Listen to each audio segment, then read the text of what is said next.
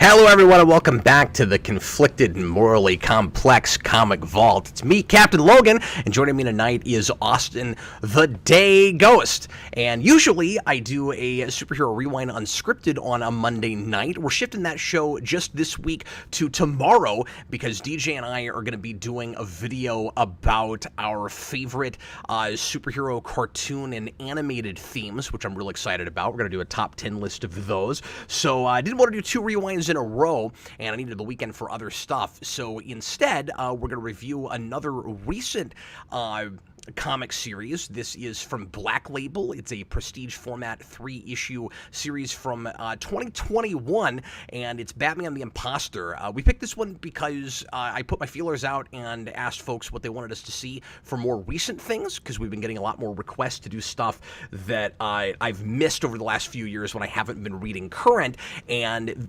Austin, this was the thing that was asked for most often, and I know it was also your top pick. So instead of doing a poll on Patreon, I figured we'll just go ahead and do Imposter. I saw 4 or 5 people wanted that, including Austin. So here we are. That's what we read for tonight. Yeah. So let me just say for your rewind thing, if the Swamp Thing theme isn't #1, I'm gonna riot. But would you believe that if I was gonna do a top 10 worst themes, that would be in there? no, don't say that. That theme is not amazing, like the like the guy singing says that Swamp Thing is. Especially when you get to the second season, when apparently they didn't have the rights to use the Wild Thing song anymore, and so they kept the. Do you know about this? No. Oh, it's amazing. It's nuts. So the first. This has nothing to do with anything. The first season of that is the Wild Thing melody, and they parody it's Wild Thing, or Swamp Thing, but you are amazing. You fight everything. You fight everything. Well, they kept for the second season they had to change the music and make it generic, but they kept the vocals exactly the same, so the music underneath it doesn't remotely go with it, and it's horrible, and it's impossible to listen to. Okay, so I didn't know about that, but it still breaks my heart that you just said that theme would be in the top 10 worst. Well, especially that second theme. Yeah, but the original theme's is #1. Anyway, let's go ahead and talk about Batman the Imposter. So, the first thing I heard about this was that it was tangentially related to the Batman film, and I assumed at first it was a prequel a comic that was probably inconsequential and barely counted. And if this was supposed to be related in any way to that movie, I like this a lot better because it has a lot of the same kind of atmosphere, and it's about some of the same sorts of things, and it's ultra realistic in some of the ways that movie is. But we don't have to have an argument about whether or not it should count. It doesn't have to be a totally, inconsequential, pointless sort of story. I think more movie tie-in should be like this. Don't even be a tie-in, just be sort of like the film. Yeah, just be kind of reminiscent of it. Yeah. I am interested to It's a see good primer. what that Riddler book looks like, though, that is connected to the Batman. I didn't even know about that. This is how out of touch I am right now with comics. Paul Dano wrote it. Like, the actual actor that plays the Riddler wrote a Riddler prequel for the Batman. That's crazy. I didn't know that. Yeah, it's the Riddler Year One. It was put on Black Label. Well, I heard about that. I mean, there was a Riddler Year One book, but I didn't know that Dano wrote it, and I didn't know that's what it was. So, is it actually supposed to be in the Batman continuity, or vaguely? It's him writing a prequel book about his character. Very interesting. Okay, Plushie DX says ultra realistic, about to start a flame war. We'll talk about what I mean by that when we get into this. By the way, welcome if you're watching live. Thanks for watching after the fact. Feel free to leave comments as we go along if you're watching us this evening. So, Austin, would you go ahead and give us a brief synopsis about what happens in Batman the Imposter? We'll start there. We never do that. We always wait and do a synopsis like half an hour in, and it's preposterous. So I'll let you actually set up the book before we talk about it. How about that? Okay, Batman the Imposter is a book about Batman fighting an imposter. So basically, you have another Batman that's going around killing criminals, and then you have a cop whose name it's escaping me right now. Do you remember what her name is off the top of your head, Cap? No, I don't. Oh no! Hang on, I'll get it. Is it Blair? It's Blair. Thank you. It just came to me. By the way, I'm sorry. I don't mean to interrupt you in the middle of your synopsis, but before we go any further, we probably should mention, in case people have not read this and are not, and we'll spoil things like we always do on the Vault, but in case you don't know very much about this book, it's not just not in the Batman continuity. It is its own thing. Yeah.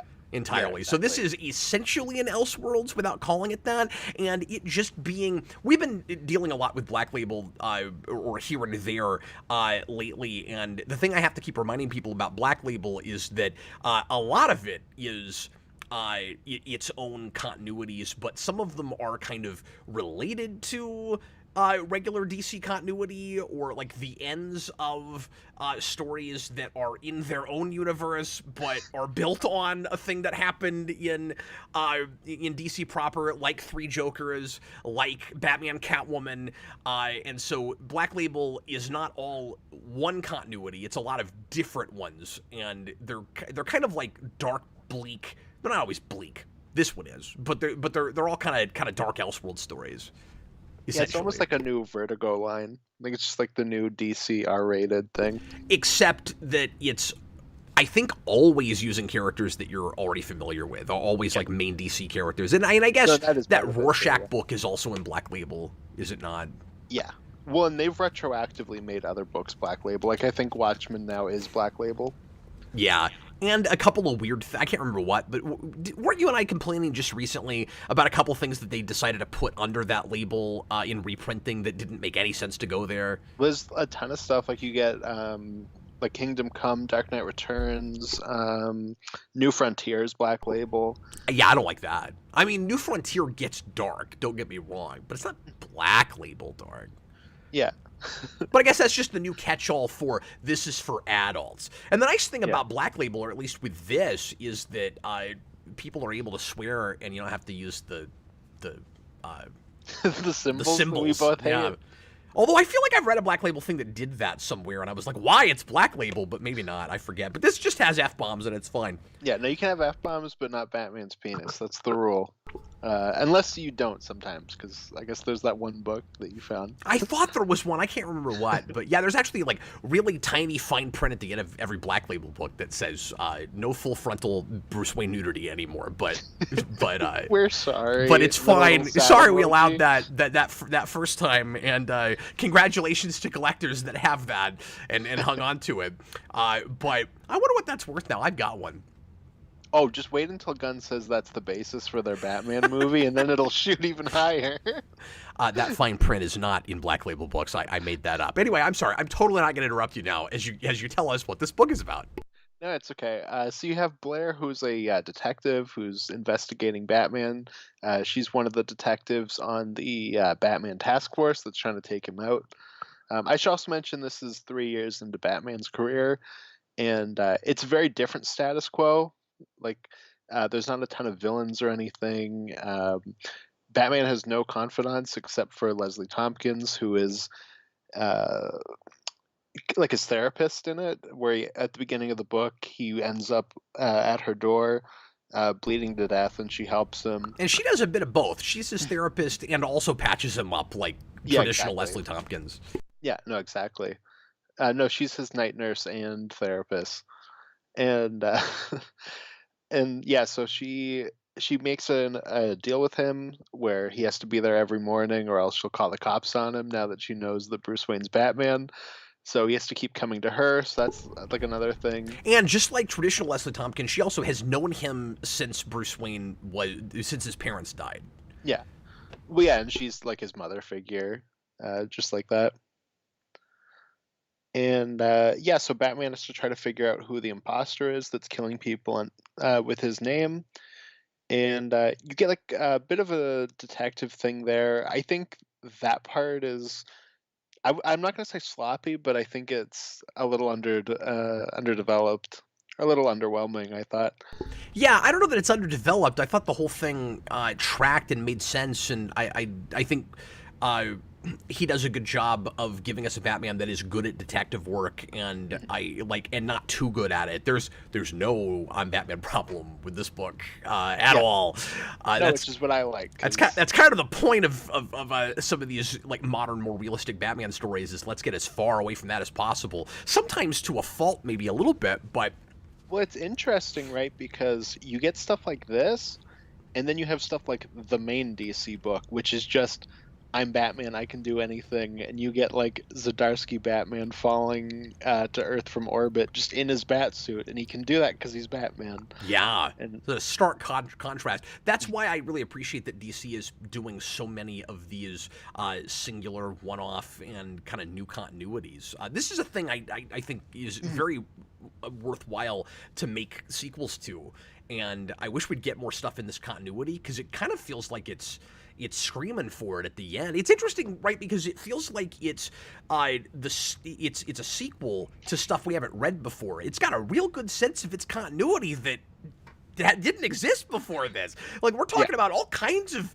interesting events that Batman has been involved in, like a helicopter crash and a break-in or a bombing of a Wayne building, and all these things that Blair is wondering if Batman was maybe involved in himself, and she's developing a sort of a conspiracy theory at the beginning that like maybe Batman's creating some of these things on purpose, and that's all kind of amusing and interesting. But doesn't this feel like the fourth or fifth story in this universe, and then really wants more after it? I definitely had that moving forward where I went like, oh, I'd like to see a sequel to this book if this guy wants to come back. Maybe he'll do it for the Batman too. Since that's only 2 years away. But yeah, it's sort of some of these Black Label things feel like the dark version, the darker, because these are also sometimes dark, but the darker like Earth Ones. This totally could have been Earth One instead of this in a lot of ways is kind of a better Earth One. Well, and I like Earth and One. I like Earth One a lot too. Don't get me wrong. But it's like if Johns hadn't done that, this could have been Earth One. No, exactly. This absolutely could have been Earth One. I didn't have that thought, but that's a good call. I was thinking that all the way through. Yeah. So I totally agree with you on the mystery plot. Like I appreciate just getting back to brass tacks with a detective story. But the when we find out who the actual imposter is, Batman's playing this game of Among Us. He figures out who the imposter is. I Oh, do. but I didn't think you were gonna go there. Oh no. My kids used to play that all the time, and I don't know, man. It's just the guy. All I'm saying is again, we're spoiling everything. It will turn out to be Blair's partner, which I think is pretty callable about halfway through. And I just called it really just early, and Austin, that's why I thought it was kind of underwhelming. but Austin, the problem is just that guy is too sus. No, Cap. Abort and stop the stream. We gotta start over. Cap said sus. I wanted to put it in the thumbnail. I had a dinner at my dad's on Saturday, and my stepmom told me a story, and she said "sus" like 8 times in it. Oh no! And I was like, "Oh man." I was doing that ironically. I don't plan to include that in my regular vernacular or anything. It was really funny. I was like, "Oh man," you can tell that you mostly talk to teenagers. Yeah, it gets in there. It gets in your cranium after a while. Yeah, exactly. But yeah, so Kids. I'm with you on the mystery story. I think the tragic romance is wonderfully well handled. It's really good. Yeah, I think it's one of the best Batman romances I've ever read, and it was one of the first things that made me go, "Oh, I like this Batman romance," because that's not something I typically like in Batman stuff. yeah, So, me too. And it's real sad. And one of the things that I was most surprised by at the end is that she lives. I had that too. I thought for sure she was gonna die, especially at the beginning of the climax. They kind of fake you out on that. Yes. Well, they fake you out in a couple places with stuff like that. But yeah, she gets. I mean, she and Bruce both get shot and should die. In various places in the book. This has that Winter Soldier thing where everyone gets shot. Let's backtrack just a second and talk a little bit about our just overall feelings and takeaway from this. When I read this down twice, and the first time around, I was not sure how to feel about it. Where I went, this is wonderfully well written. It's Andrea Sorrentino with art, and I've always liked him. And this is, That's really nice. I'm gonna say, the best work I've seen from him. Cool. Of everything I've looked at. This seems like the culmination of everything I've liked from Sorrentino. And maybe some of that is just I always wanted to see him draw Batman. He's got, of course, a real popular, famous run on Green Arrow that I always liked. And I read, and I've read other stuff from him too. He drew Old Man Logan. Now that I'm thinking about it, there was an ongoing. He draws the ongoing. Okay. He draws not the original. Yeah. He draws the ongoing. And what's interesting about Sorrentino is he never shies away from using his kind of patented style, no matter what he's drawing. So if you look at Old Man Logan versus Green Arrow, it's the same art. Like it's precisely the same. And I got into this and I went, this is Sorrentino. Like his character models are the same. The way it's colored is the same. It's the same sort of gritty. The same like splatches, patchwork color everywhere is the same. But he was getting really ambitious with panel layouts, and he's always had interesting panel layouts, but here what he does with bats, man, I mean, like, it's going back to like a Detective Batwoman and stuff with some of that. I mean, it's different from that, but he'll do cool stuff, and maybe this is a thing I've seen him do before, but a lot more in this book. He'll do stuff like, so again, the bats in panels are really neat, but he'll also take like onomatopoeia words and put action inside of them. He'll have like crash or kaboom, and like somebody's getting shot inside of that. It's really cool. Yeah, well, and even because I was reading this on Comixology, and I was going, panel to panel, and it's one of those books where it goes panel, panel, panel, and then it backs out so you see the whole page. And every time it was like, oh man, like this is like a really unique layout Yeah, where it'll be look like at this sometimes there's stuff, like man. almost like spirals out of pages and Mm-hmm. things. Yeah, Like and that's the it's kind of stuff he's really always done. cool. I got a few pages in and I went, okay, because this is the thing I always remember about Sorrentino. I went, okay, is he not gonna do the like microscopic like panel within a panel where he like blows up a thing to give you like an insert shot? Because again, he's super cinematic, so he'll be like, here's a person's hand holding a thing that's very important, so we're gonna put a circle around it, and it's gonna be a different color than everything else. Your eyes will be drawn to it, and you will not forget that that dude's holding the detonator, or that guy's got an important key card, or whatever it is. And then I got about halfway through the first issue, and those started popping up, and I was like, "Good job, Sorrentino! Like It's that's every his hallmark. battering It's gotta shot. be in there." There it was. So, It's every battering shot. mm-hmm. Yeah, constantly. This is even more cinematic than anything I've seen from him before. Sorrentino, I think, especially here, is brilliant at creating material that simultaneously feels like a storyboard in the way the best cinematic comics are, and also feels wholly unadaptable, because you could make this into a TV episode or a film and it could be great, but it's so stylized. And I think there's a nice juxtaposition between how stylized the art is and how relatively realistic the story is. Mhm. Yeah, absolutely, Look absolutely. at this That's stuff. probably Look the at the way in diamonds. which it's most like the Batman. Yeah, exactly. So first read, I could not decide how I felt about this book. Yeah, you were a I little bit more down on it earlier today, or not down on it, but you were like, I'm not entirely sure when you messaged me earlier today. Well, yeah, and what I started to say earlier before I just went gushing about Sorrentino, it was I've never met. I need to get him something signed by him.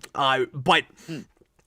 my initial response to this is super well written. It's super well drawn. I'm glad I read it. I don't know if I liked that. You know what I mean? Like, I don't know Yeah, if it was just sort of a taste thing. It was like, I don't know if I want this right now. It was like, it was like two steps beyond the Batman in its bleakness and in, I felt, first time around, in making almost an argument against Batman inside of a Batman book. Like, Batman really does. There's no argument. There's no way around it. Really does create more problems than he solves. It's actually a really bad idea for Bruce Wayne to be Batman. All of it is just psychological turmoil, and he's got too many mental disorders because of what happened to him when he was a kid. And at the end of the day, he's not going to stop, but Gotham will be worse for it. And on a second read, I didn't feel that way as much. Like, it read a tad more optimistic by the end, but it still goes, and this is interesting, and this is why I want to see a sequel to it. It goes real far in the idea, and this is really driven home at the end. There's no way for Batman to fully come back from what happens in this book, because nobody knows where he begins and the imposter ends. So even though he caught the imposter who killed 12 people in his name, the police already didn't trust him. In yeah, this continuity, Gordon has been driven out because he worked with the vigilante that is creating problems in trying to stop corruption. He is accidentally creating more of it in a weird way, because like bad guys are getting out of Blackgate prison who really should be there, but because corrupt politicians put them there, they get off scot-free. And so it's the politics of this are real complex and real believable, and it's kind of the situation is, yes, Batman is doing some good, and he proves it, and there's a lot of talk, and some of it maybe I missed the first time around, of the ways in which he's improving Gotham, but at the same time, there is that escalation that the Dark Knight talks about, but also you can't break an omelet, or you can't make an omelet without breaking some eggs, is kind of what this is saying at the end of the day, I think. And so, like, there are still going to be negative consequences, and some people are going to suffer because Batman bothered to stand up. But there is that other argument that I wasn't appreciating as well the first time around. I think Austin, that he really is doing things that you couldn't do if, as Leslie Tompkins suggests he does, you just ran for mayor or ran for president. Hmm. Yeah, absolutely. And so Absolutely. I did like it a lot better on a second read. I did feel better about it then. And yes, it's an Elseworlds, and yes, this isn't what I would want for like definitive Batman necessarily. But it was so well written and so well drawn that I was a little bit let down at initially, that it felt almost more like Batman via Garth Ennis Punisher or something initially. But then I don't know, something about the ending was a little bit more upbeat on a second read. And you know what part of the problem was? I didn't pick up exactly on what was going on with the Wesker thing at the end. Oh, And okay. that's Yeah. super important. Yeah. No, absolutely. That's your kind of big optimistic moment. Not so much like as much as the Batman, but definitely has that. No, because the big difference between these stories is, and we'll get into the comparisons here in a minute with that movie, because we should talk about that. But I think the big difference between them is at the end of you still have that imposter thing in the Batman too, kind of, right, where you've got copycats, sort of, that are inspired by Batman, and they're not in bat suits, but they're going out doing like domestic terrorist stuff in Yeah, the yeah. name of Batman creates the Batman Riddler. because of the Riddler. Yeah, and so he maybe his reputation at first is tarnished by that, but also he's not quite Batman yet, and the big difference is here he is. But by the end of this, his reputation is tarnished, and the symbol isn't what he wants it to be. And in the Batman, by the end of that movie, he's helping just rescue people out in the middle of the day in broad daylight. And he is, and so people are maybe coming to appreciate that he stands for something now. And this can't have that. And I guess what I'm saying is, I think I liked this a lot more than I did initially, but I'm glad this is not that movie, because I don't know, for a more like air quotes definitive Batman thing, how you come back from that. But I want a sequel to this where that deals with what you do when you can't come back from that. Yeah, no, absolutely. No, because this takes like a very classic comic book story, right? Like, I think every superhero at some point has had this story, and then at the end, it's like, oh well, everything's okay now because it's a monthly book, and it's really cool to see that with a bit more stakes here. Yeah, and again, it's more of what would really happen if you dealt with this kind of thing. And I don't need my Batman to be realistic, but isn't it interesting to see that side of it? And somebody was suggesting earlier that that's fighting words, and maybe this isn't all that realistic. There's certainly some stylized stuff there, but we should go into a little bit of what made this feel more like what would really happen if you had Batman. But first, Well, I think they were fighting about the Batman, like the actual movie, but oh, okay, it might okay. be with this, because there is a bit of an argument there with the Batman. Because I've heard people talk about that as like the most realistic Batman movie we've ever gotten, and I don't know. I think it's a mix between Nolan and the original four, and it's a bit more stylized. Well, than you and that. I have had a lot of conversations about how it's weirdly both. Like the places where it does, there are scenes where it's like the most realistic Batman has ever been on screen, but it's also ultra stylized. Yeah. Well, the big thing that people go to is I mean, it that really does feel like somehow Burton and Nolan got married, which shouldn't be possible, but it really does feel that way. well, because the big thing people always go to is he has to take an adrenaline shot in the third act, but he also gets hit with a double barrel shotgun at point blank range straight to the chest, which is like a bit farther than I think the other four movies, or the other, I guess, seven movies would go. Well, that's good. And then like he survives a bomb blast. Hmm. Yeah, exactly. No, and his suit's bulletproof. But yeah, I have been talking a very long time. So Austin, would you break down your feelings about this after Yeah. reading it? So I started this last night. I went, okay, What time is it? It's like 3:30. I can probably read like one issue and then read the rest during work today. And I ended up reading the entire thing in about an hour because it really sucked me in. I was really into it. And it is a quick read. No, it is definitely a quick read. When it's only 3 issues, but it's about the size of 6. Yeah, they're these. So they're oversized if you read them in print, but they're also in physical, but they're also longer. So I think they're kind of what 1.5 or double. I think the first 2 issues are about like 42 to 49 pages each, and then the last one is about 60. Oh, is the last one longer? Because it reads faster. It's just a Yeah, lot of action, I guess. the last one's about 10 pages longer. Okay, I'm glad you mentioned that because I did not notice page count reading it in digital. Yeah, I only noticed it because I was checking like here and there, being like, what time is it? Okay, there's this many pages left. It should be fine. This is one, by the way, I might invest in getting physical. I liked it well enough. I might put this on a shelf. No, like we said earlier, it's a really nice looking book. Yeah, just like those panel layouts, they're so cool. But yeah, what were your big takeaways? So my big takeaways were, like we said earlier, I really liked the romance aspect. I thought that was really cool.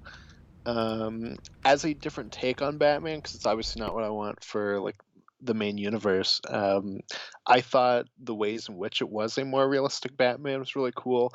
A lot like in the same kind of way as Earth One, where Earth One's kind of like a loser Batman.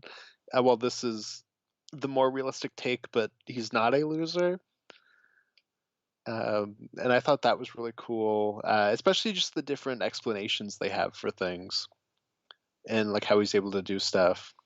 Do you want to go ahead and get into that? Yeah, so one thing is that there's like zip lines all across the city that people keep finding that Batman set up so that he can fly away. He also has just motorcycles. And he does that instead of grappling hooks. Yeah. Which is honestly a lot more believable, right? Well, and it's nice because he also does have a grappling hook. Does he? Yeah, he uses it when he's in the sewer in the second issue. Oh, okay. But he's primarily... So I guess that would be like, you've got... It'd be like if that was your fast travel. Yeah. To put it in video game terms, right? Yeah, instead of the bat plane or whatever in Origins, you get that.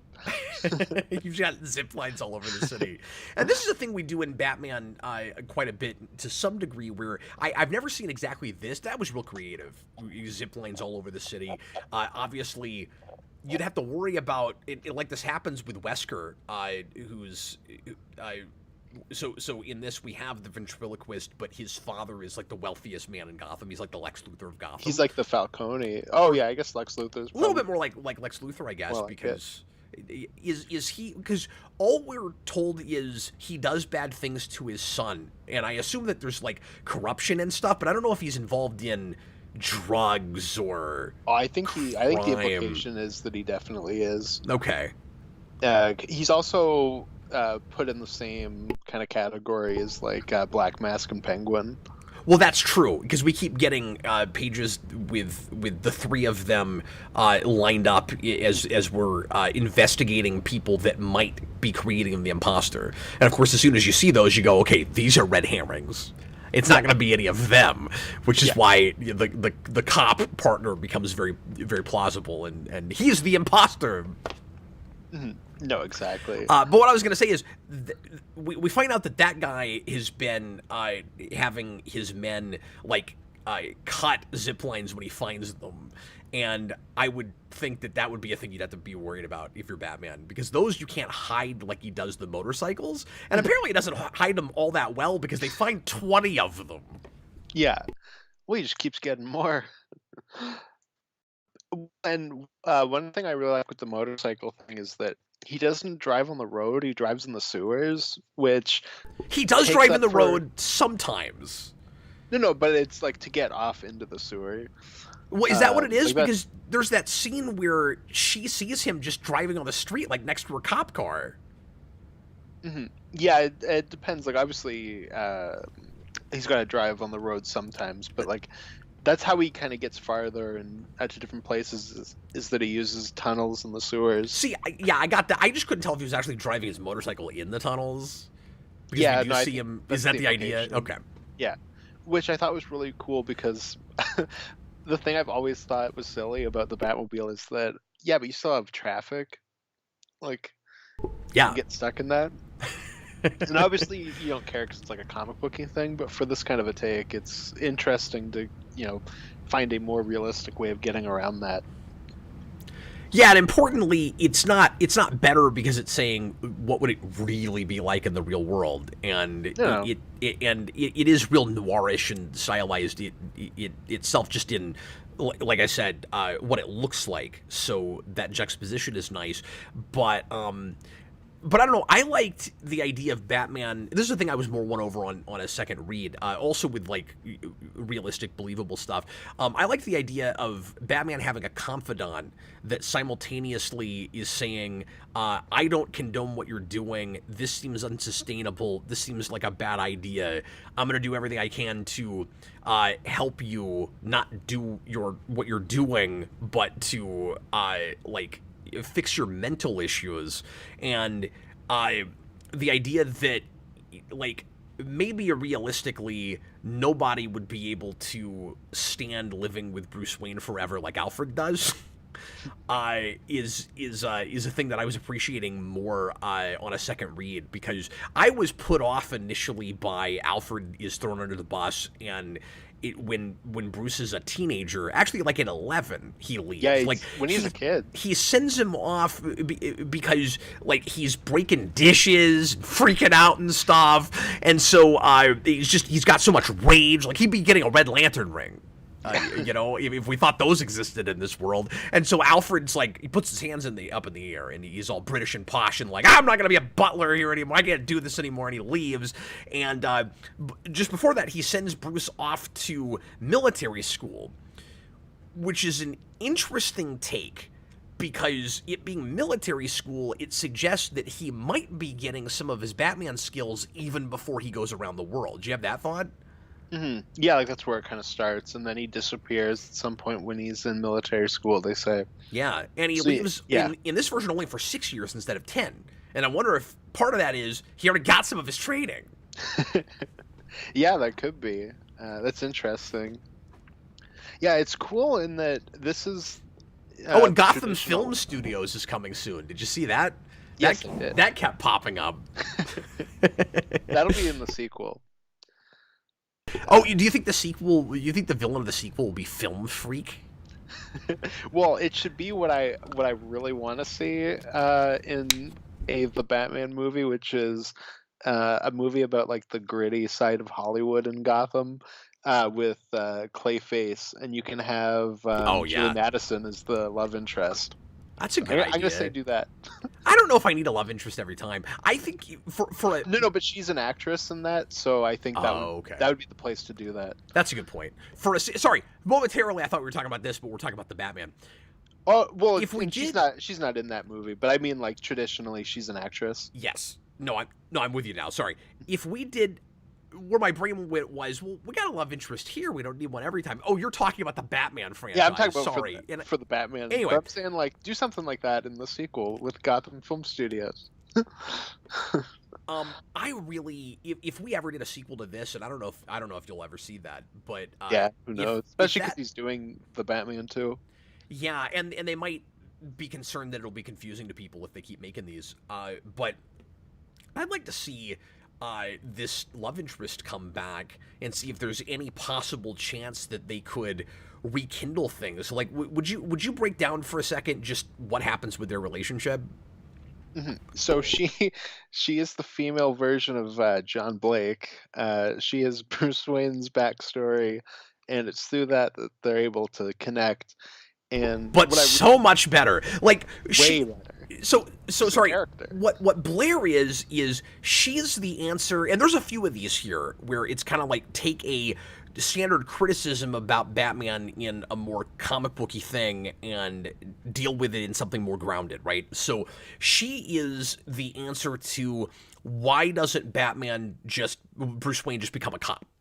So this is like a version of Bruce Wayne because her parents were murdered in front of her also, who becomes a cop instead of a vigilante. And what's interesting is they both have basically the same backstory, but what happens to the respective killers of their parents is different, which may inform the direction they go in life. Mhm. Yeah, I think so, because the killer for her parents is caught, and Bruce's isn't. So there's like a little bit more of that, like faith in the system, Yeah, in her. good call. And she's got a like kind of more of a resolution there, but it never felt resolved to her, which is why she feels the need to keep being a cop. And then of course there's also kind of a classic following in your parents' footsteps kind of thing. That's what I was gonna say too. Because her dad was a cop. Hmm. Yeah, no, exactly. But anyway, so what happens with their relationship? Yeah. So they kind of get together because of that. Batman basically wants to use her so that he can get into the police system, and then he finds that she's one of the only people he can actually relate to, and he starts to fall for her, which I really liked, because this Batman, like we said earlier, has like no one around him. So it's really nice to see that like the only person that he can relate to is somebody who has like felt the same pain that he has. I thought that was a really interesting idea. This seems like the only kind of person that Bruce Wayne would probably actually fall in love with. Hmm. Yeah, exactly. No, I can't picture this Bruce Wayne getting with a Catwoman. And I'm not saying that you can't make me buy anything else besides this, but just as I was reading this, I was like, see, this has always been my argument for like superheroes dating superheroes. And that kind of thing where like they understand each other. And I really love that line where they have a date together, and like you said, Bruce is initially just in it to get something from her. And I also like that he's a human being and he doesn't feel good about deception. Like, Mhm. he doesn't like that he's treating her this way, but it's all about the mission. And you Yeah. wonder, it's a little scary. You wonder just how far he would take that, right? Mhm. Like, the ends very much justify the means. He does anything he has to. This page was a gut punch to me. When he, just to get out of this situation, he kicks this woman that he is fallen in love with in the chest and just knocks her back, and later says to Leslie Tompkins, it was the worst thing he ever did. Mhm. He Well, didn't that's a he didn't place where even it's a bit more stylized in the art, because he kicks her hard enough that she goes flying and then like dents a car. well, that's true. I guess in that way, it's kind of got a kick-ass thing, right? Where like, Well, when I say realistic, I just mean more in like logistics no, no, I know, and I'm and because in I and agree in with you, character but motivation and the way people carry themselves. There's always going to be a little bit of movie logic in action. mhm. No, no, I was just saying like it's got like, almost like a little bit of kick-ass in it, right? Where it wants to be a lot more realistic than we typically go with this stuff. Yeah. But it's still, a comic book. Like there will always be an element of stylization to Batman. It's in the concept. Yeah, of course. And I'm sorry, guys, I don't mean to keep harping on that too much, but but yeah, with her, it's I really like the conversation she has with Leslie Tompkins, where she said, or sorry, that Bruce has with Leslie Tompkins, where he says, I went on a date with her, and we never discussed our parents' deaths, but Mhm. we didn't talk about anything, any work stuff, anything, but I could tell that she was the only person who understands. Mhm. And that's why he's falling for her. And it's crushing for him because he's letting himself fall for her at the exact same time as it's still about the mission. That's what made this so credibly a Batman relationship to me, is he's still putting Batman first. Mhm. Yeah, And even like they sleep together, and he has to leave during the night. yeah. And that gets us into what I think makes this something of a double entendre title, because we start to get into, and Leslie Tompkins breaks it down, we start to get into the identity issues with Batman, and whether or not Bruce Wayne even exists anymore. And and this is when she becomes most sympathetic, where she's like, I'm just trying to wake up Bruce Wayne. I want him. She talks about Bruce Wayne and Batman almost as separate people. I want Bruce Wayne to be able to live and have a life, and you not to be consumed by Batman. And there's kind of this question of whether Batman, in the microcosm of Bruce Wayne as a person, if Batman is the imposter. Mhm.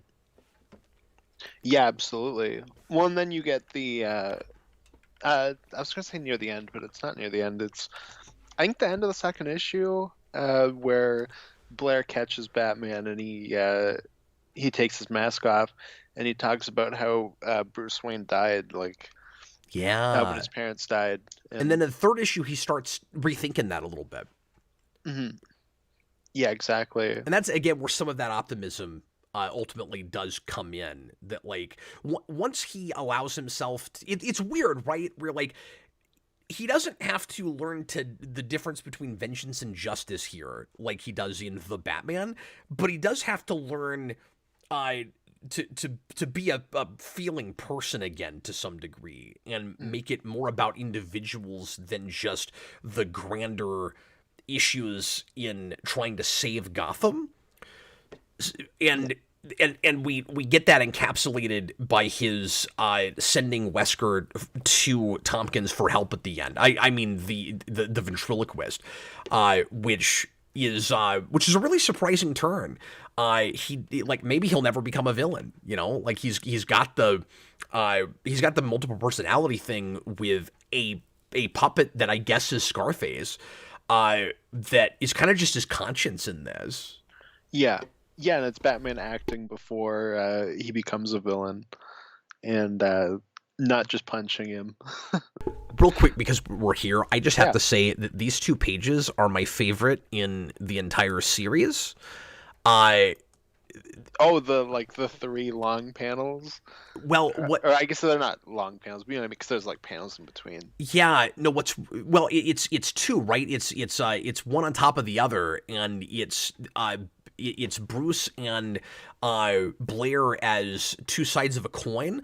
So the Batman action on one page, you get the Batman action on top, and you get what she's doing on the bottom, and then on the next page we flip it because we're from her perspective now. Oh, that's what I'm thinking of. And That's what I then was thinking it was three. yeah, no, and then we're looking at Batman scouring the sewers underneath. This is when he has figured out, he thinks, how he can find the imposter Batman, because he's using waterfalls underneath the city, and there's only 11 of them, so he has to go investigate those, and then he'll find the imposter, and that's when you get the big drag down knockout fight between the 2 of them. But this is wonderful foreshadowing that these 2 people, while they're the same, live in different worlds and are never going to agree. Yeah, we have the And classic like light dark for both of them that's a too. good point, yeah. And so, like, the tragedy is there before you even know how it's going to shake out. And somehow, even at the end, I've got hope for them. Like, I shouldn't, but I do, because, like, she puts him in handcuffs. Despite everything that they've gone through, she's still going to take him in at the end. And then at the Yeah, last minute, she lets him out. yeah, I assume is what's happening there, and that he hasn't just broken out of the handcuffs. But I think the idea is that she let him go no, I think it is too. because she's the only person who understands him. Yeah, no, and they almost become a Gordon Bruce Wayne thing, or Gordon Batman thing by the end. That's an excellent point too. How do you feel about that whole thing with, like, Gordon has left? There's no Alfred. Like how do you feel about that, just in a kind of status quo sort of way? Like, is it fine just because it's Elseworlds, or, like, is it a real good solid take regardless? Like, No, I think that's a cool idea for a new take. Obviously, like, this isn't what you want. Like, if this were in the Batman, I think we'd both cry foul. But here, I think it's really cool. well, the Batman didn't think it could get away with Bruce's parents even being corrupt. It couldn't go even as far as Telltale. Mhm. No, and I like the route that they took better, honestly. I do too. I didn't like being jerked around about it. I don't know. What I like about it is that it's it's almost kind of that Batman thing in that movie where it's like, hey, they're not really great people, but then ultimately, like, it is more optimistic. Yeah, no, that's fair, but it felt like it was kind of dangling this crazy new take in front of us, and then went, yeah, we're not really gutsy enough to go there though, and like I didn't want them to go there, but just the way it's handled, it seemed a little bit too teasy. I mean, that's fair. I didn't have that, but that's fair. I like how subtly that's handled here. We get His parents. yeah, because we get one line where Bruce is talking to Leslie Tompkins, and he says that he can sympathize with the ventriloquist to some degree because his father was not always nice to him. Mhm. And that thematically gets into the whole thing with the rat, who am assuming is It's their version of Ratcatcher. Ratcatcher. Yep. I didn't actually look that up, and I don't know what that guy's real name is, but I figured that was Ratcatcher. But He's got the costume, and that's what his van says. It's Ratcatcher. oh, does it? I missed that whole thing, and I don't know what Ratcatcher's costume looks like. It's Ratcatcher. Who cares about Ratcatcher? It's basically the same as that it is in the Suicide Squad. It's just like a gas mask and coat. Uh, I've seen that movie one time. Ratcatcher's in Yeah. Suicide. I don't even remember that. Okay. Yes, it's Ratcatcher too. She's one of the main characters. Oh, that's right. There's a female Ratcatcher. I forgot about that. See, I don't care about that movie. Taika Waititi plays Ratcatcher. I'll watch that again at some point. See, now I really don't care about the. No, I'm kidding. That's the best part about it is that he gets the most emotional line, and Gunn gave it to Taika Waititi. That's really funny. Anyway, but yeah, what we were just talking about kind of plays into the thematic idea with Ratcatcher, which is he's such a sad character. Like, how do we take two kind of B-list Batman villains and make them some of the most likable and like tragic victims in the book? Because that's what they both he and Ventriloquist.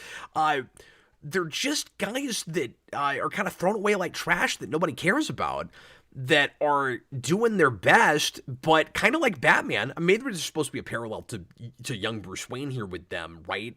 Like their worlds are kind of taken from them or ruined by outside forces, and they have good hearts. They want to be good people, but nobody's giving them the opportunity to to do anything and to prove that the world isn't terrible. It's really sad. So Ratcatcher's whole thing is he is an exterminator by trade, and everybody's mean to him for no reason. I guess He's vermin. Yeah, just because of what he looks like, and he keeps holding out hope that there is somebody nice in the world. And he finds that person because Batman at some point saves him. And so he goes to help out Batman. But the problem is he found the imposter. And he thinks the imposter is... And I don't mean to say that Ratcatcher is like, that he's not a little bit messed up, but you can understand how he got that way, where he likes Batman because Batman is murdering all the bad people. Because he's got a real black and white view of the world. And there's all these bad people and they should go because they were mean to me. Like that's his whole perspective. And so he helps out the imposter Batman. And then when he finds the real Batman, he thinks that it's the same guy. And then ultimately he ends up killing himself, blowing his own brains out when he gets caught by the police. And it's real messed up. Yeah, because they make a point that Batman goes a little bit farther with Ratcatcher to find the imposter, where he takes him back to the Batcave and tortures him for information. Okay, I missed that it was in the Batcave. That's what I assumed. He takes him back somewhere. I assumed it was the Batcave, but I guess no, there is some shots of like a Batcave like area. You see him at like the Bat computer and stuff a few times. Okay. And then Batman, I guess, accidentally ruins this guy's worldview.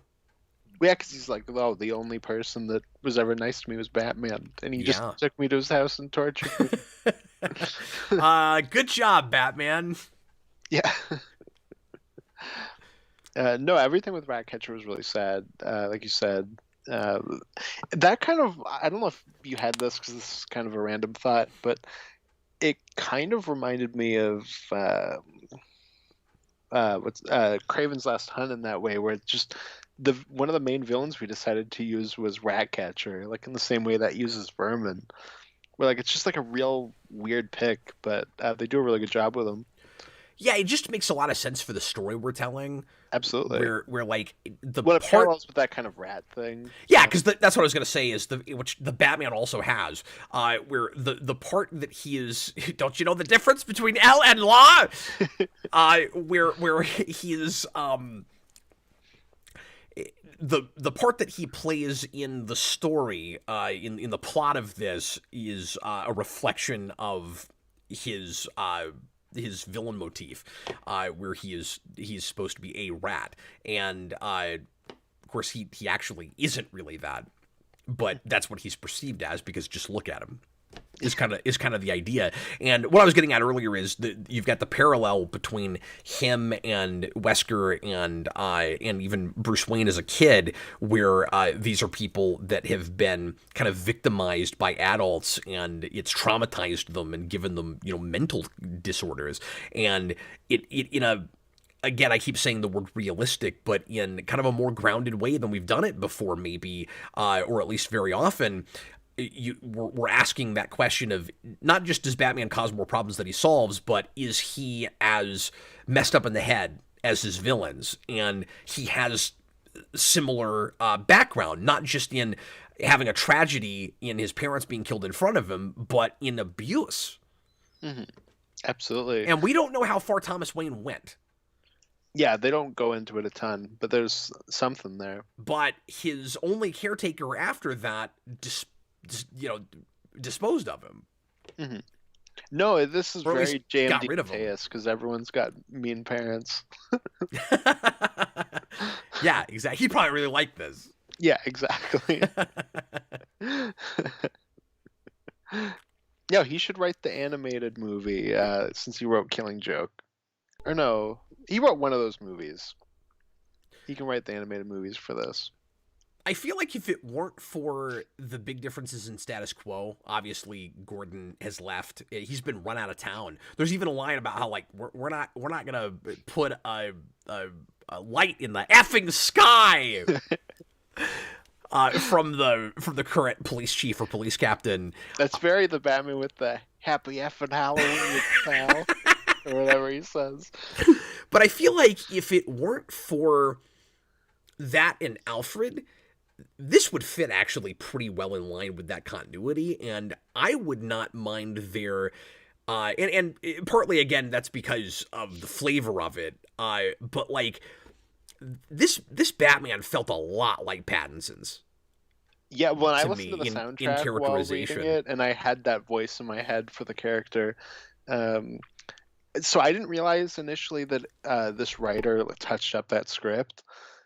But throughout the book, I was like, okay, he had to have seen it, right? Like, there's too many things in it, both visually and just in the writing. Well, and this comes out in 2021. Exactly. And yeah. So at least the script is written at the point that he starts working on this. Yeah. No, he's probably seen footage. I'd have to imagine. Yeah. So both of them. Well, and of course, he at least would already know. 2021. He would already know what the story is because he's probably already been working on it. Mm-hmm. But you're saying, like, visually he has to have seen it. Yeah, well, like I said, I didn't know while reading it that he was a writer for that movie. So I wasn't thinking about that when reading it. I see what you're saying. Yeah. But yeah, like, obviously, like, his suit's very reminiscent of that, too. Juntai says, Superman Earth 1 doesn't have mean parents.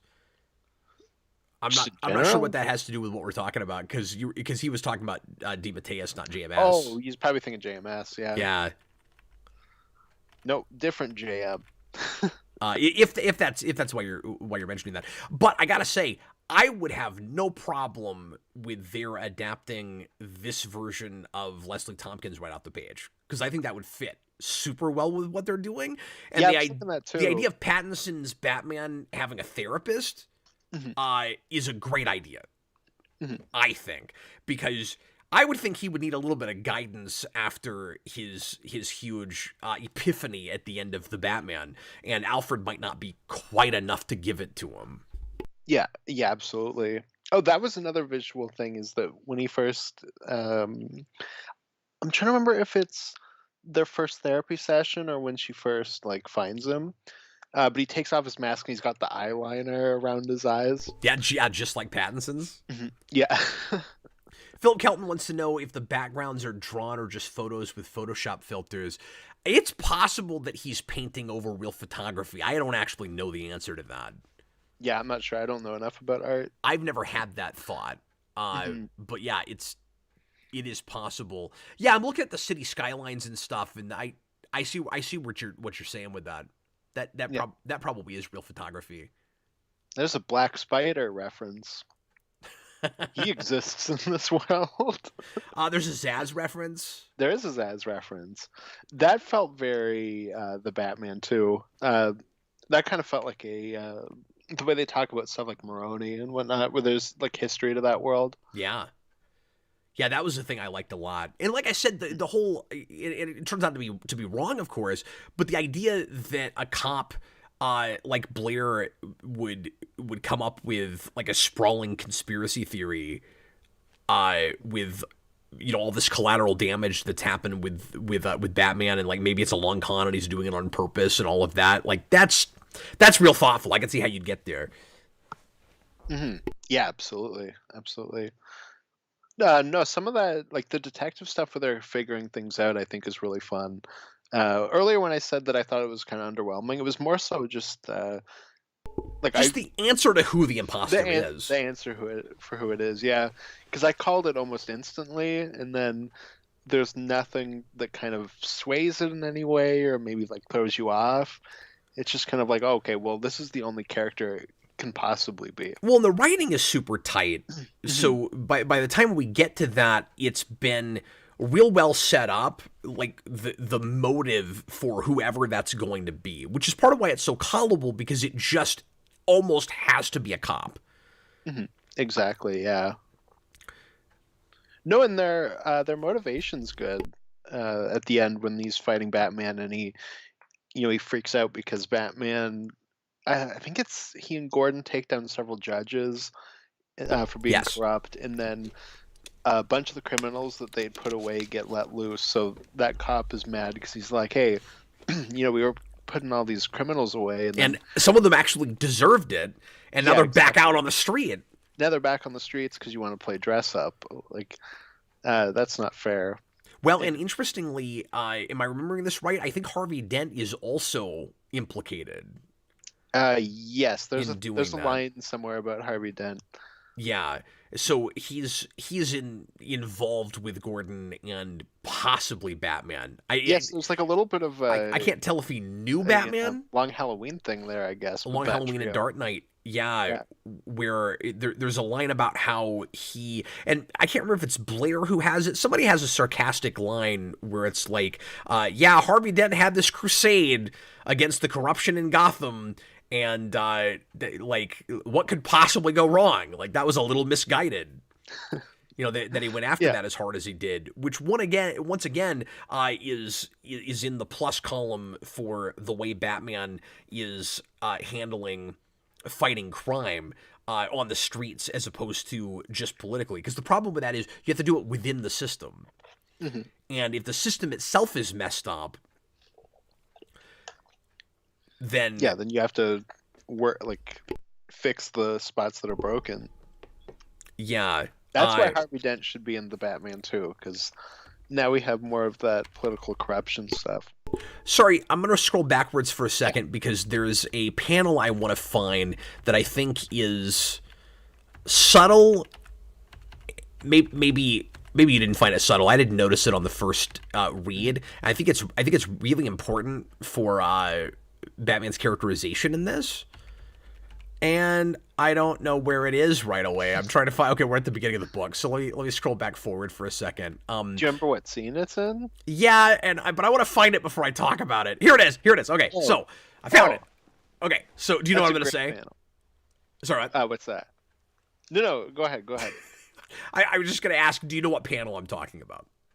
It's that full page spread that was just on the screen, right? Where it's Batman on the pyre when he's talking about how it's the first night without crime. Yeah, so Batman's talking about how she says, Tompkins, why do you insist on fighting crime this way?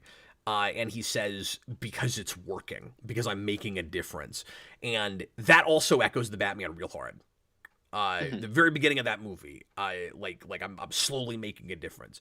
And he says we've had one night in what does he say, like 52 years, 3 or something, yeah, 52. Yeah, where there's been no violent crime. And he says, because remember, this is right after she says you should run for president or something, and he says, and it wasn't the mayor that did it, it wasn't the police that did it. I know it was because of me that didn't happen. And then we see a shot of him up on a pier, like you said, looking down, and he's fully white. There's one subtle panel at the bottom where he's got a tear down his mask because he's made a difference. Because this is a night where he doesn't have to work, because he finally made something happen. And I think for the character arc here and just for his characterization in general, that is like the most important panel in the book, and I didn't pick up on it until the second read. But I love that. I don't know. I think Sorrentino's a genius, man. So how I'm looking at it on my screen is I couldn't see the bottom, so I thought you were going to say something about how he's fully white looking over a dark city because he's like the White Knight or something. Oh, no. But no, the tear in his eye I thought was really good. He's both sad because he's making a difference and because he doesn't get to punch anyone that night. Yeah, I think it's a happy tear. This is the closest to happy he gets, which is kind of messed up. Well, besides being with Blair, of course. Boy, I like that character. I want to see her adapted too. I really do. I like her a lot. Yeah, I wonder if they would do that, or if they would maybe make a Montoya, and like you could maybe combine the characters.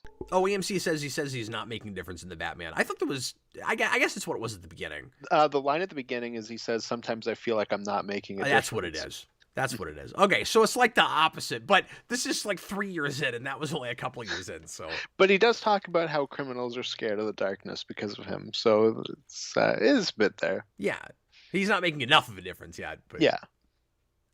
No, because there's still crime. But I mean, it took him 3 years in this to get to this place. Yeah, where he's got one night where there's no violent crime. I mean, yeah, I love that. Batman's only on year 2, so give it another year, Batman. Yeah, and I love that it's not any more extreme than that. Like, it's a little pathetic, right? He's worked this hard for 3 years, and finally he's got one night where there's no violent crime. Yeah, I know. Isn't that crazy? That's great. Yeah. No, that's what I like about Gotham, is that Gotham's so broken that would be like a thing to be happy about. Someone wasn't shot. And how today. Desensitized would you get to it if you lived there? Every day you'd look at the front page and it would say something like Batman murders 12 people, like you get here. Well, it would be like, the kind of joke about New Yorkers where they don't notice anything. It would be like that, but you wouldn't notice like horrible crimes around you. Yeah. Like you would maybe walk to work one day and there'd be blood all over the sidewalk, and you wouldn't think twice about it. Something else that I really like about this book that's kind of different is this is a story with a Gotham that obviously is corrupt, but it's not actually about corruption in the way it usually is. Mm-hmm. No, there's a backdrop of that, but we're not really tackling it. Yeah, it's more about how like Batman is accidentally tapping into sort of a different kind of corruption in a weird way, right? Where it's like, in trying to stamp out corruption, he lets bad people free, which is the opposite of what he's trying to do. Mm-hmm. Yeah, exactly. No, the main villain's mad at him because he fought corruption, which made the city worse. Yeah. Mm-hmm. Absolutely. But again, in his mind, he's like, but you got to look at like the individuals that I'm helping. And look, we had this bigger picture. This night where no kids got killed. like I did. I love the moment. I'm jumping around now, but I love the moment where Blair says, I I wanted to get into this because as a cop because I wanted to make sure that this never happened to anybody else like it did me. And I know that probably sounds silly. And of course, Bruce understands what she's talking about because that's why he became Batman. And yet, still, by the end of this, she can't bring herself to uh, fully condone what he's doing, even though she finally lets him go. And let me ask you this: how much of that do you think is she doesn't like the line that he's crossed because she's a cop and her father was a cop and she actually believes in the system, like you said? And how much of it is she's supposed to be the personal encapsulation of nobody can trust Batman, even though we all know reading this who he really is and what he's done? Like is it because she can't tell how much of the stuff the imposter did was Batman? Or is it really just because he should be working within the system? Maybe a little bit of both. I'm not entirely sure. Yeah, it's just a question because I don't know. Yeah. Yeah, no, I didn't think about that. Yeah, I guess maybe a little bit of both. Mhm. But yeah, I think that's interesting. Yeah, absolutely. No, there's a ton of cool stuff like that in this. It's very tight. Like I said, I definitely need another read with this because if we had reviewed this right after I read it the first time around, it'd be a lot of me going, I need to look at this again. I don't know how I feel about it. It was like my relationship with Fight Club, which I really disliked on my first viewing, and the very next day I watched it again. I went, this is one of my favorite movies now, you know? And I'm not going to say this is like, my favorite Batman story or anything, but it's really solid. No, it's really good. It's I mean with Batman there's so many great, especially just like one-off stories like this, that it's hard to even make a top 10. But, and there have been a ridiculous number of new ones in just the last few years because all DC is publishing is Batman stories. I keep saying they need to rename themselves finally Detective Comics because that's all they are right now. Detective Comics and the printing of one Batman. Jareth Gearhart, Mad Hatter story by Greg Hurwitz has a good love story. I've read that. I don't remember the love story in that anymore. It's been years if we're talking about the same arc. But I liked that stuff a lot back when it was coming out. Cool. I want to say, and maybe I'm remembering this wrong because it's been too long, but I want to say he's talking about the detective stuff by Greg Hurwitz, and the art was the guy that was drawing Spawn at the time, who I love, and I cannot think of his name right now. He does the same kind of like gothic noirish type stuff, except there's a lot more kind of black on black. Mm-hmm. But I think that's what he's talking about. Ooh, that guy's name. It's gonna drive me crazy trying to think of it. I'm gonna look it up because it's not coming to me. But I don't want to have to look it up though. I know it'll come. I got to review maybe 20 issues of his in Spawn year because it was right when he came on. Yeah.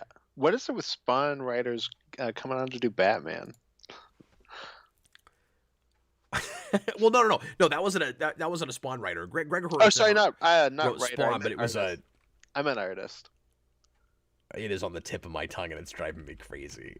I can't think of it. Yeah, I'm not sure. I don't know enough about Spawn. Simon Kurdansky. Man, if I'd been on a game show, I would have lost $100,000, and I would have just kicked myself constantly. Jareth Gearhart, it's Batman: The Dark Knight. Okay, I think that's the book though. Yeah, and you'd be lost, and you'd be like, okay, I'm gonna call a friend. You'd call me, and you'd say, Spawn artist that drew Batman, Greg Capullo. I know that one. Anyway, anything else we need to tackle? We need to talk about with this that we haven't hit yet? Yeah. So one of the things I wanted to talk about is so everybody loves Year One. And I think Year One is okay, but I don't love it.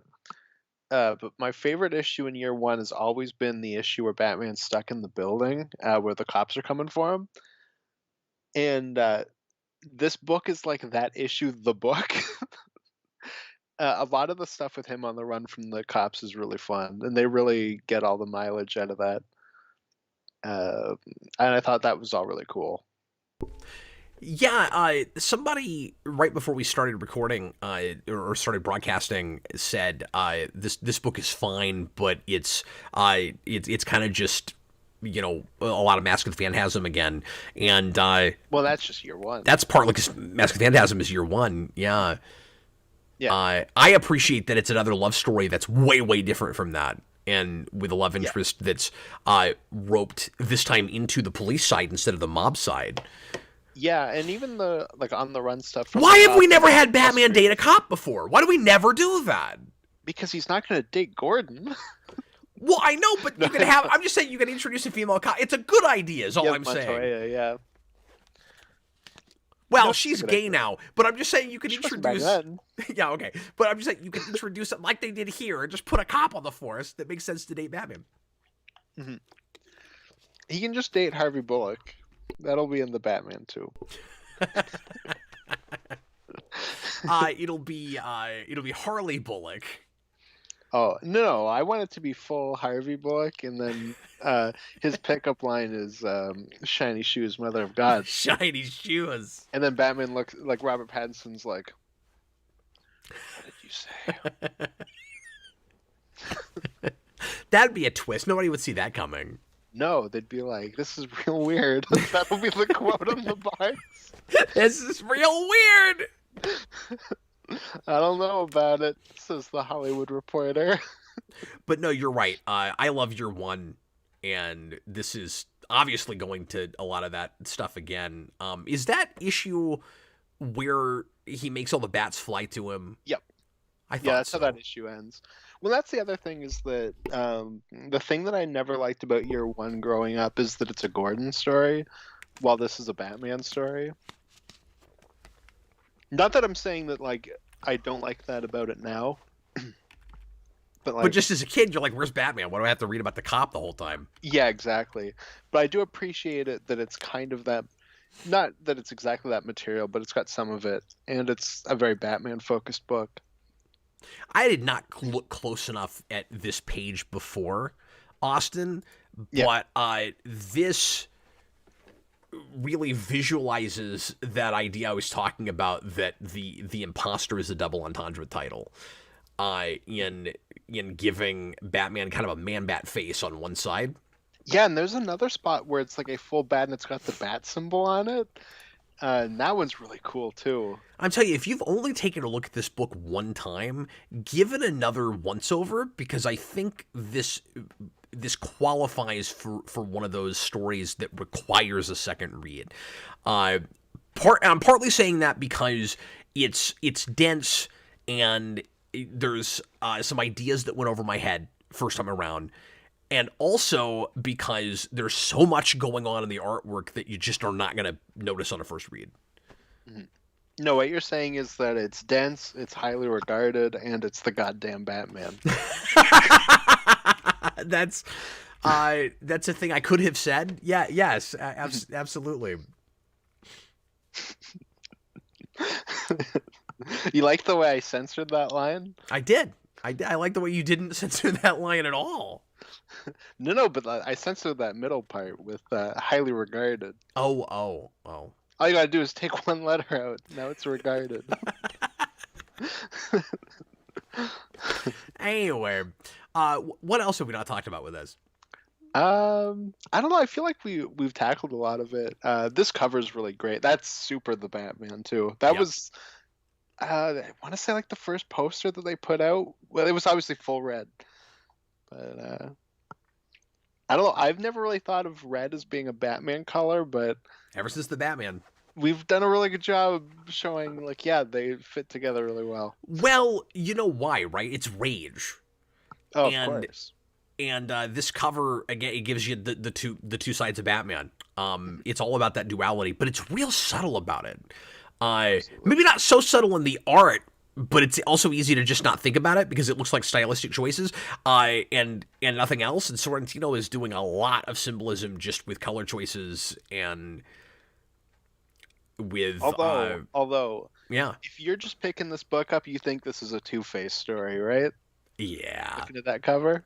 Yeah, Not that that's a complaint, but maybe so, but you can still do split down the middle stuff without Two-Face because their story is about duality. no, of course.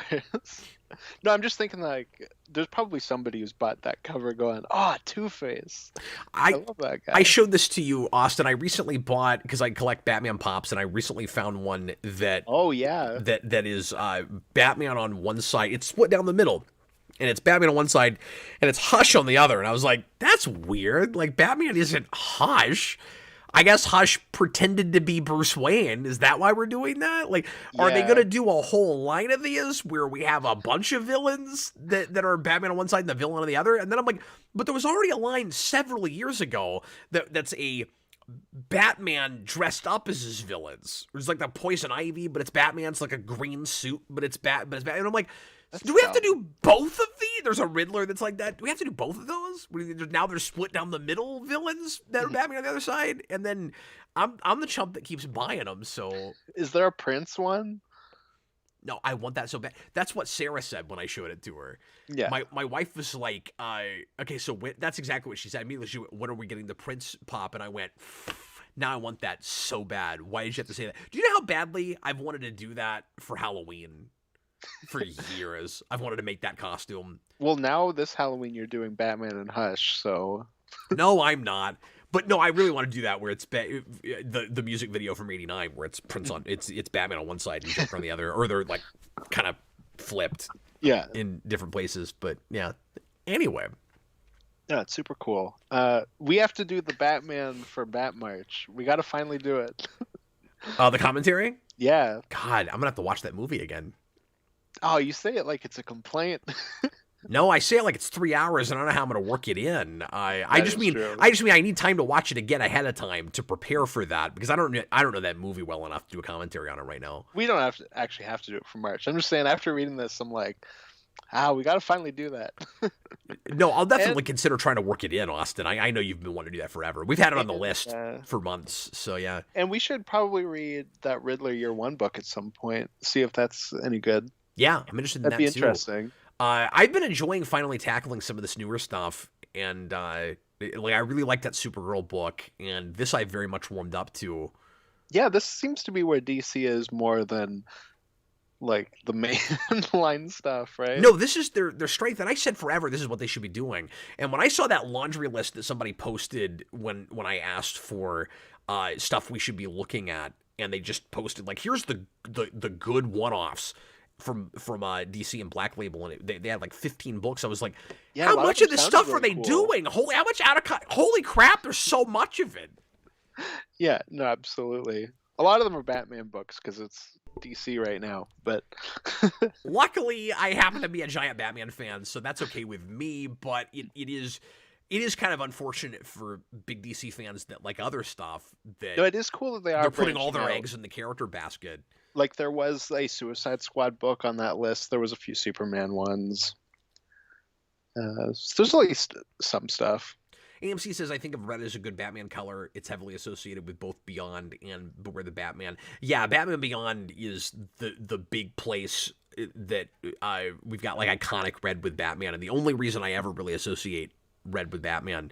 I Well, guess those are now two shows I didn't watch, so I guess now, and you've got to because it's great. But Thomas Wayne has some red in his bat suit. yes, it does. It's around the logo instead of the yellow. So I think of that now too. But anyway, well, guys, thanks so much for watching. And Austin, I really enjoyed talking this out with you. Yeah, this book was really cool. Thanks everybody for recommending it. And hopefully we'll come back soon and do more new stuff for you. It's been difficult to work more vaults into my schedule, but I will try to find a way to keep doing that as much as possible because I want to catch up now. There's actually decent new stuff happening. I still don't care about mainline continuity. You don't want to read Zdarsky Batman, where the main villain of the first arc is Zur-En-Arrh Batman? Look, maybe I will finally look at some stuff and it will turn out that it's cool, but I just mean at the moment I'm not really caring that much because I'd much rather read and review stuff like this. And I'm hearing that a lot from our audience, where it's like, don't bother with like, you know, a series of story arcs with something. Like, just do this one-off stuff where you can have a good, nice, concise conversation, and, well, not concise with me, but a conversation that's one and done, even if it takes 3 hours, and then next time we can talk about something entirely different. Well, this is the type of stuff I want from Batman. Like, not in terms of like how realistic it goes, but it's just you get a detective story. It doesn't even have to be one of his main villains. Like, it can just be whoever, Yeah. And that's just all I want from Batman is just street level detective stories, and we're so far removed from that at this point. And this lets you invent new intriguing characters Mhm. and not have to worry about like necessarily as much about like rights issues for characters that get adapted and all of that. I mean, I still think that we should go to some of this stuff to adapt, Yeah. but we don't seem to be as afraid to try things Well, with these kinds of one and done stuff. that's one of the things I like about Jim Starlin's Batman is that Jim Starlin, with the exception of Death in the Family, doesn't use any Batman villains. Like, it's all just one-off detective stories with random criminals, and it's really interesting for a run. No, Jareth Gerhardt, I was pretty happy with the Batman. I just haven't had the time to watch it enough. Yeah, to I've know seen that well enough to feel a lot. super confident in trying to talk it out with Austin, because I didn't even remember that the line at the beginning of that movie was about him not making enough of a difference. I'm not prepared to do that movie right now. No, I will sometimes at work start walking slowly and just silently to myself go boom, boom, Bum boom, bum boom, bum boom. bum. I'm too much of a dweeb. I'm pretty sure I put that in my top 10 scores. It's really good. I mean, Batman's always good. There's way Like, too much good Batman music, yeah. yeah. When you also like the Zimmer stuff more than I do. Not that I like hate that stuff, but I think it's the weakest out of like the good Batman scores. Well, that's okay, and I understand why you feel that way. It hit me at a No, of I don't know, course. crucial kind of time in my life, and it became kind of the soundtrack for my for my everyday for a while. So yeah, Well, and with that, I've listened to that more than anything else by on its own, like apart from a film. no, absolutely. Well, and Nolan in general, it was like really cool for me at the time, and then I got older and found what my full taste in Batman is, and realized that it didn't really fit, and it kind of fits that with the score too. And not that I dislike those Which movies. is totally fair. Yeah. In a lot of ways, it doesn't for me either. But I don't know, that first movie is just such a good character study. Like, Yeah, no, and I thought it was interesting because I rewatched Begins recently, and I still really like that movie. But one of the things I thought was interesting compared to the Batman is that I got to the end and went, "Oh, like Scarecrow and like Ra's al Ghul flood almost the entire city with fear toxin," and then in the next scene, it's like, "Oh, you saved the day, Batman. Everything's good." And I was like, oh, I really appreciate that the new movie went, no, there were stakes from that. Like, that impacts there's the entire consequences. city. Yeah. There's consequences, You get yeah. to the end, there's a new status quo. Now, Yeah. to be fair, at least you have the escalation thing at No, and at that the is end of true. Begins. At least you And have I'm not Gordon saying saying that movie's you've bad. changed things for good and bad. Mhm. But, well, and he also says the Narrows is lost. I mean, like he does set up things are not perfect now. Yeah, but the sequel kind of drops all that. We kind of ignore any of that. No, and that's fair. I mean, it does pick up on the escalation thing. No, it With picks the up on Joker, that. but yeah, it kind of ignores that there's this whole part of the city that's just ruined now. I think all of How the many villains- cops died in the all of them. like That was they're all that on was the one other of side of the things- bridge. Like That was one of the things I thought rewatching Batman Begins this time was, did Gordon learn nothing from when Loeb sent all the yeah, cops Loeb sent into all the Narrows? cops. And then you get to Rises and Gordon's like, how many cops should we send into the sewers? All of them. It worked out so well the last time. All of Gotham's police are over there with you. Nolan and Goyer, they're like writing their stuff. They're like, okay, how many cops should be sent? Probably all of them. All of them seems good. Yeah, That's just how they write. throw them all in the sewer. What could possibly go wrong? We're gonna get going now.